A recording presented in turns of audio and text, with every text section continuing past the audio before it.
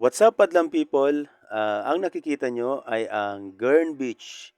Ito ay matatagpuan sa Bacon, Sorsogon.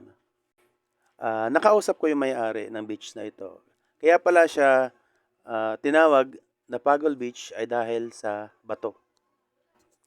Ah, First time ko sa beach na ito, kaya hindi ko maiwasan na humanga sa sobrang ganda ng tubig at syempre yung mga tanawin. Kaya yung mga beach lover dyan, tara!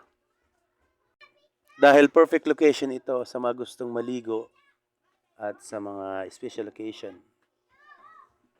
Lalong-lalo na para sa mga gustong mag-unwind.